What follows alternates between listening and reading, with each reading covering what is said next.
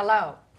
Welcome to Culture Vultures. I'm Sandy Frye. Our creative director is Nancy Cole, and this is a program that looks at art and culture in a variety of perspectives. And I have two guests today, and they and I are connected in several meaningful ways. The first is that we're all women of a certain age. And what that age is going to be uncertain. We all love fishing, we all love nature, and we all love art. We appreciate it, and one makes it. Dr. Gladys Kashdin came to Tampa more than 40 years ago, taught humanities at the University of South Florida, and was honored with Professor Emeritus very recently. Jan Platt holds the record for total length of service in local government. She is a native of Florida. She enjoyed fishing as a child and all kinds of water activities and connected with the water and with the West Coast tremendously and fought to preserve it always. And I came a little later, but love what they have done for us. Now, let me start with you.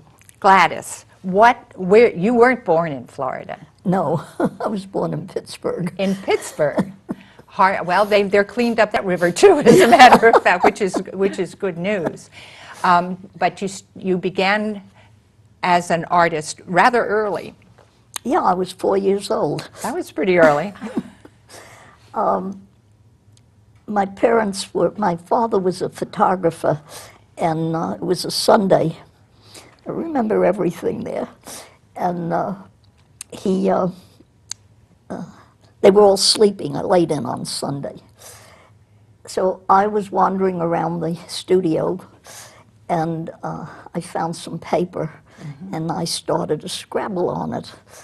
And I looked out the window, and there was a horse. And that horse was urinating. And I was very impressed. So I made a picture of the horse. And that's when I started being an artist. That's interesting. You described it as your way of communicating. I was communicating. Right. And that was 4 years old. So they got me some paper and pencils and things like that and let me do other things, which I thought was very nice. And you later studied at the Art Students League in New York. I have drawn all the time. I've always drawn and painted, mostly drawn because that's what the stuff was, pencils and colors. And every school I went to, I managed to get into some way of drawing too. And besides doing math and everything else, and science and all those other things. Right. And so I finally, when I was old enough to travel on the subway and by myself, I went up to the Art Students League, and I used to go there at night. And I wasn't afraid at those times. You know, you weren't scared of anything. Right. Yeah. We're talking roughly somewhere in the vicinity of the Second World War. It's World War II. Right. Yeah. Yeah. Well, it was I would say it's a saner time for the subway at that point, but maybe not. At any rate. Well, I was born in 1921, and I was 1921. In 1941 is when I was, 1940 was when I was married. You're a baby. I was a baby, 20 years old. Right. And you had a photography shop. Always. In New York and I even had one here for years. Did you? Yeah. That's interesting. Now, tell me what brought you to Florida. Well, when the war was over, my husband had been in the Navy during the war, and he just didn't want to stay up there in New York. And so we just came on down. We were going to go to California, but we got stranded here, and we stayed here. and that was it. Right. You took a degree in Florida State, did you? In Florida State, I not only had my, I think I had my doctorate then. Mm-hmm. And yeah, I had my doctorate. And that was it. Yeah, and then you came to Florida in '65, was it? In to join '65, USF? I went from Florida State, where I was teaching and where I had my doctorate, and I came here to USF with my doctorate and with the teaching. Right, right. Well, Jan, at just about that time, you were a young mother, and having spent really your life in Florida. And I remember you're telling us once what the waters were like when the fish were abundant and the waters were clear. Well, and there have been so many changes, and not all Right. of them have been good ones. That's why I'm currently co-chair of this environmentally sensitive land proposal to save more lands. Right. And I hope the voters will vote yes. But I remember as a young child walking out on the community pier at Safety Harbour and looking down and seeing a sawfish. And I screamed bloody murder, because I don't know if you've ever seen a sawfish, but Yes, they're amazing. not a very pleasant looking fish. And you know that now they are extinct. They're gone. Yeah. And then again, as a child, we'd see flocks of roseate spoonbills fly overhead. And now we're lucky if we see any. That's right. Things have changed dramatically, and that's why it's so wonderful that Gladys has taken such an interest in the Hillsborough River, because she has captured some beautiful scenes for all of us, for future generations. Not many artists have done that, and Gladys did it early on. She made an effort right. to do that. That's right. That was in the '70s, while Jan was fighting Fishing. on fishing, fighting on the council and the commission for managed growth to preserve the environment. You were doing what turned out to be a 3-year study of Hillsborough River. 3-year study of, yes, every inch of the river. I have all the slides of it, from the top to the bottom. How did you achieve that? Did you go by boat? Oh, yeah. I'd get somebody to take me on the boat, and I would take the pictures. It took 3 years, Imagine. getting all the way through. Right. Yeah. And And did there- you make slides out of that? I have the slides. Uh-huh. And then from there you made prints and, When I needed to. Yeah. because I think that we have several pieces, you have several pieces from the Hillsborough series. And my You husband do. has one in his office. And I have some for the Everglades series, too. You Because, have the Everglades also, yeah, yes. she did the Everglades, Did that too. come before or after? Yeah, it was 10 years. I used to go down to the Everglades every year. She does a great crab. I have one of her I've got one left.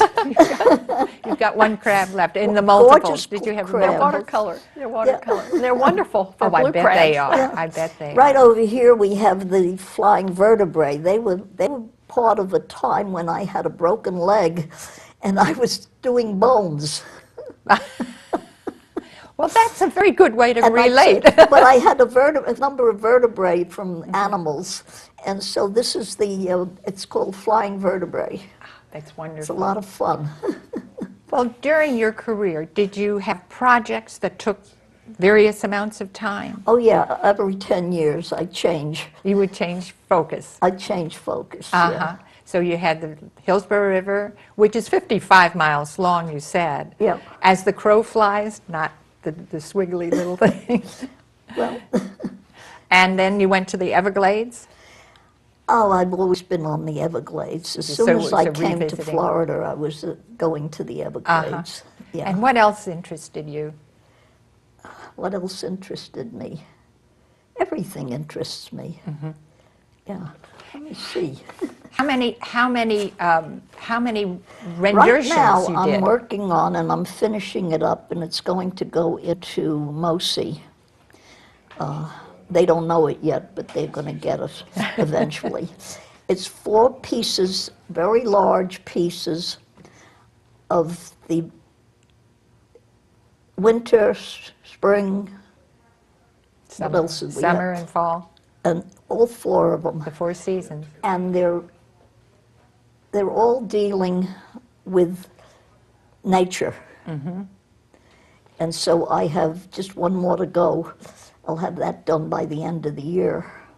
Wonderful. And then they go to Mosi, I think. Terrific. Which brings up a question.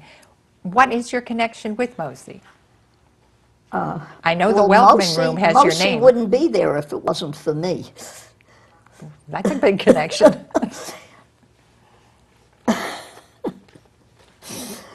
My friend over here, Jan Platt, and I met in 1974, and we have been working on Mosi since then.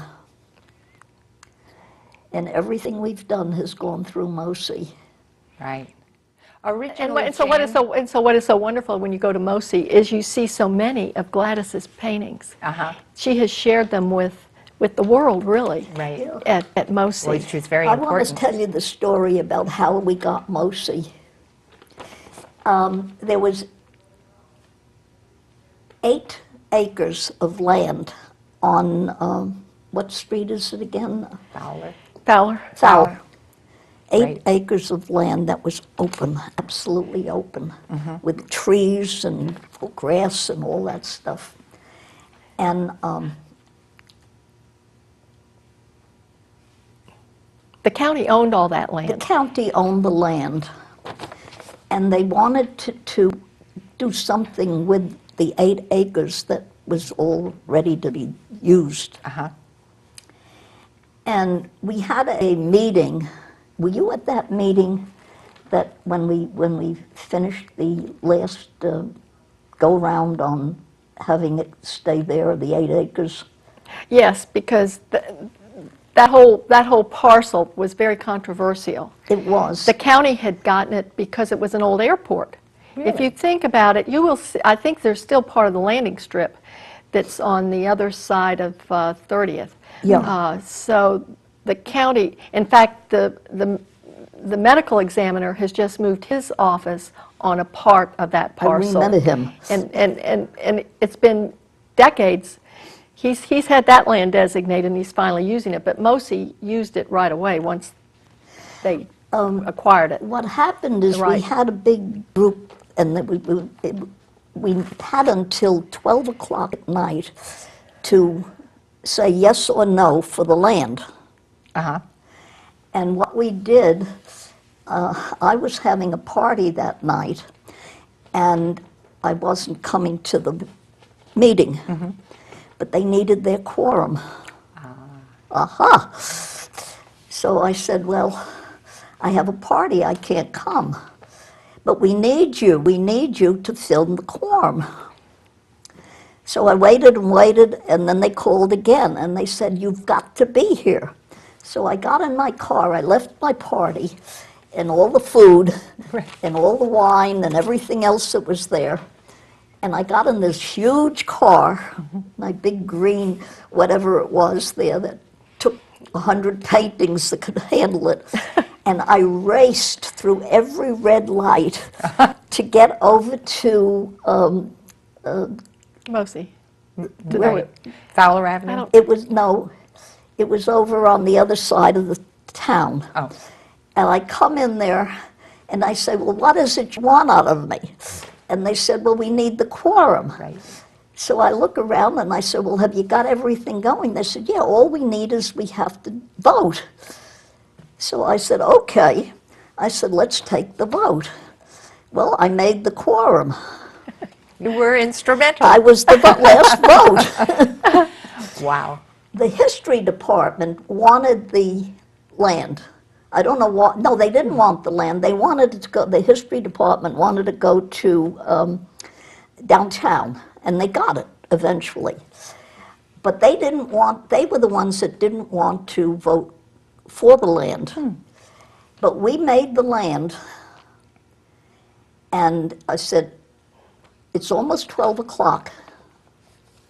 Really? Right. I said, I've got to get back to my place, back to my people. They're waiting for me to feed them. And I said, I've got to get back. So I said, you've got the land, we're going. Right.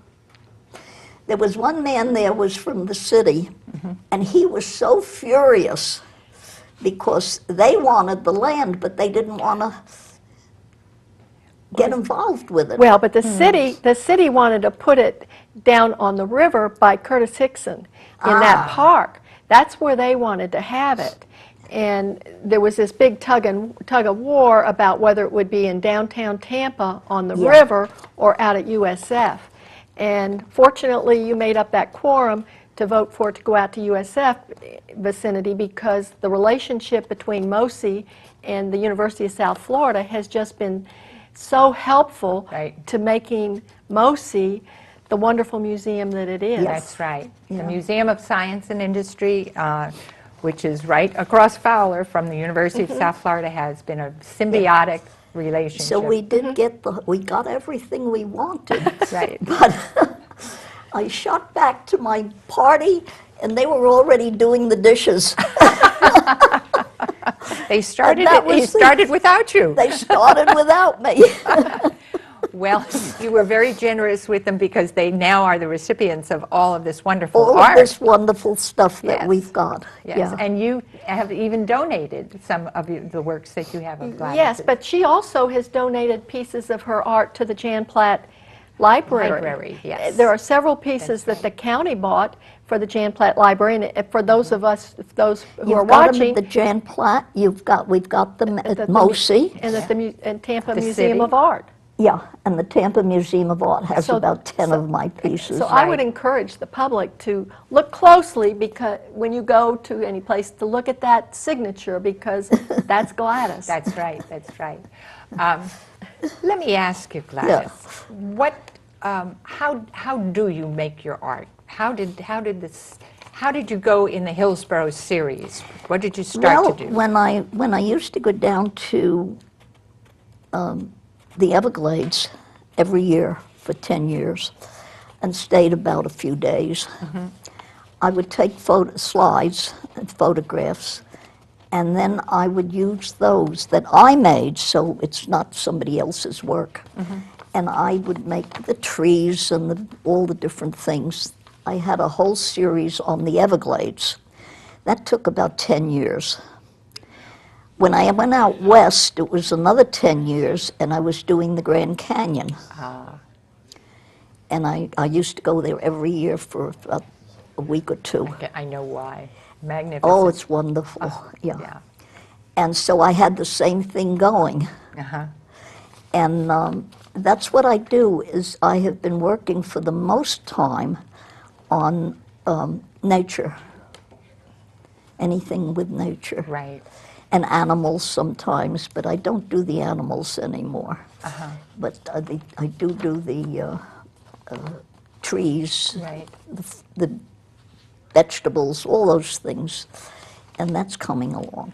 And in a variety of material. You do watercolors? I only prints? water, anything with water, watercolors, acrylics, and oil paint. No, I don't do oil paint, But prints. but I paint. Right. Yeah. Very good. Always, you've been in a very good position to see how the land has been evolving. And that brings in preservation. I know you're very, very keen on preservation, and I know you've been working for decades to preserve as much of Florida in its natural state. When did ELAP start, Jan? Back in 1987. Oh, wow. And I was looking at some statistics the other day that when I first went into office at the county, the population doubled in unincorporated Hillsborough while I was in office. Doubled.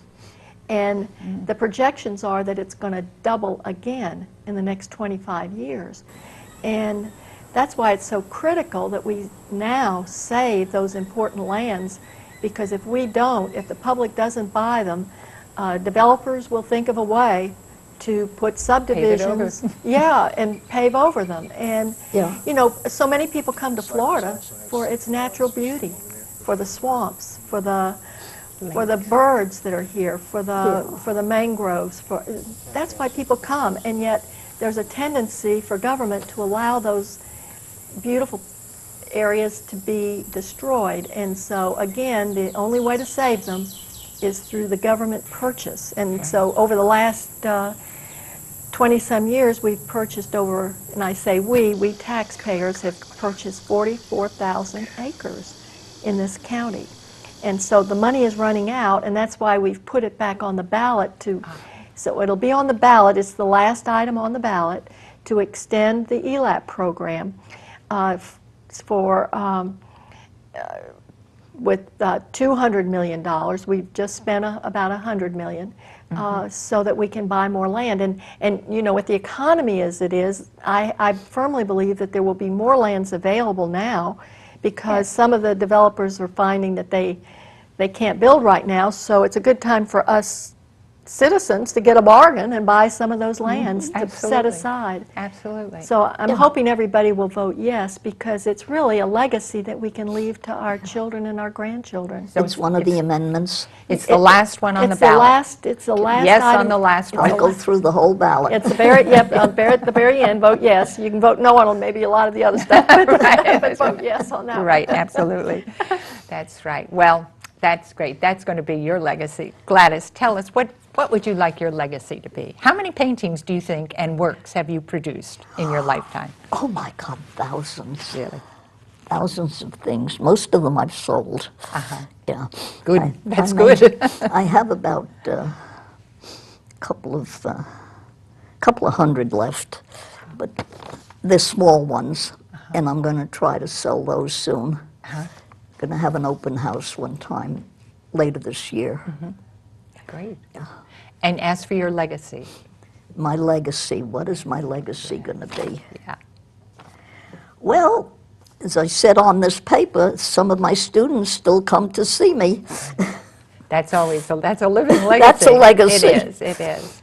But you have works at the museum, you have works at the MOSI, which is Museum of Science and Industry, and in the Art Museum, probably public art. Certainly, they're all around town. They're in all offices. over the United States. And the U.S. too. That's right. Yeah. So it really, really, and what's ahead? What's next? What is next? What is next? Yes. Well, this next year, I'm going to do a number of small, well, they're pieces about so big and that high, of landscapes. Florida landscapes, I take it. Florida landscapes. All kinds of landscapes. All kinds of landscapes. Yeah. You know, may I add part of her legacy too is what she has done for the Life Enrichment Center, which is a center that is designed to enable people to learn art and to paint, and they do all kinds. And Gladys has Rona been, will tell you what they. but Gladys, you want to get Rona in the act. No, but Gladys has been very supportive of helping to train and teach these people. Anything they want to learn, they can get there. Is that right? Not beyond arts as well? Beyond art. Computer knowledge? Knitting. Knitting. Knitting is good. But it's a little inactive for you. Yeah. I don't do any of this stuff. In other words, what I want to make the point is that she gives of herself. Right. She just doesn't do these paintings. She gives of herself to MOSI, to the Life Enrichment Center, to the Tampa Museum of Art. She is just, she's boundless in her generosity to our community, and we're very fortunate to have a Gladys Kashdin among us. Well, I agree. Thank you. I agree. As a matter of fact, there are a couple of people for whom we all should be thankful for the efforts they make, not only for the community, but for the state as well. By the way, is there any other county that has been as productive in preserving lands this way? They've used, we have really set the pace for the other counties in the state. That's what I thought. And what's been great is we've been able to partner with the state and get some of their money so that we taxpayers here have not been, we've been the seed money to get state money. So, but other counties have modeled theirs after our program. They have. Yes. And how many counties have taken it up. I couldn't tell you that, More Sandy. than one, probably. Oh, yes, yes, That's yes. great. And with the purchase, if God willing, of the Everglades by the whole state of Florida, we will really have managed to preserve a significant portion of what was wonderful and still is, and sort of guarantee that it will be for our children, our grandchildren, and so forth. Well, I think you've had a marvelous career. And is there anything left that you have, on your to-do list besides the landscapes? I know you have your own house in a crook of the Hillsborough River. To it, I imagine the view is wonderful. Well, I'm not on the river. I'm You're at three, one lit inn? three buildings away from it. Then you'll be safe from floods, but you can I'm still safe walk from down floods, and look. yeah. But it is a wonderful thing to see. Oh, yeah. Has it changed in any serious way since you first moved in? No, actually, almost all the same people are still living there. That's true. And they still have the same yards. I never see them. Never They're see enjoying them. the river. They're looking out. I don't know. And most of my friends are scattered in the northern part of Tampa, or South yeah, Tampa. they're not just a few in the South Tampa, Right. and it's It's a good life. it's a Life good is good. place, yeah. And It's great. And I know there's a lot more to do on your to-do list because you're involved in almost everything, Jan. You haven't slowed down a bit. Well, it's been delightful for having you both, and many productive years for all of us. I'm guaranteed with both of you that Tampa's the beneficiary. As a matter of fact, Hillsborough's the beneficiary. And it's been great to have you. Don't forget to when you go to the new Tampa Museum of Art, you're very likely to see Gladys's work, and certainly to the libraries around town. Thanks.